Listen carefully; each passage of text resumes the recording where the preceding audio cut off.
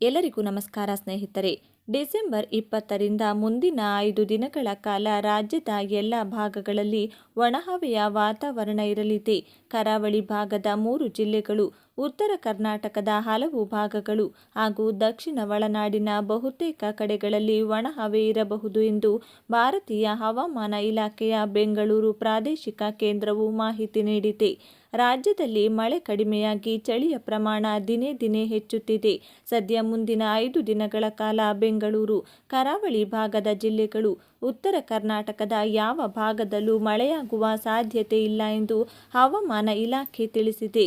ಬೆಂಗಳೂರಿನಲ್ಲಿ ಇನ್ನೂ ಕೆಲವು ದಿನ ಚಳಿಯ ವಾತಾವರಣ ಮುಂದುವರಿಯಲಿದೆ.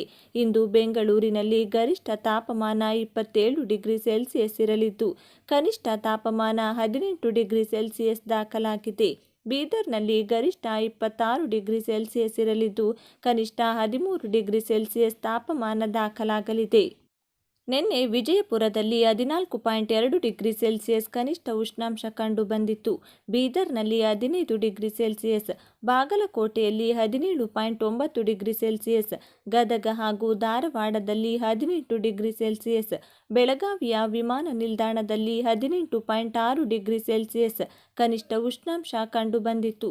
ಕಲಬುರಗಿಯಲ್ಲಿ 18.8 ಡಿಗ್ರಿ ಸೆಲ್ಸಿಯಸ್, ಕೊಪ್ಪಳದಲ್ಲಿ 19.2 ಡಿಗ್ರಿ ಸೆಲ್ಸಿಯಸ್, ಬೆಳಗಾವಿ ನಗರದಲ್ಲಿ 19.6 ಡಿಗ್ರಿ ಸೆಲ್ಸಿಯಸ್ ಕನಿಷ್ಠ ಉಷ್ಣಾಂಶ ದಾಖಲಾಗಿದೆ.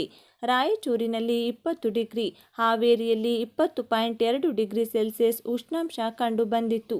ಡಿಸೆಂಬರ್ 20ರಿಂದ ಮುಂದಿನ 5 ದಿನಗಳ ಕಾಲ ರಾಜ್ಯದ ಎಲ್ಲ ಭಾಗಗಳಲ್ಲಿ ಒಣಹವೆಯ ವಾತಾವರಣ ಇರಲಿದೆ.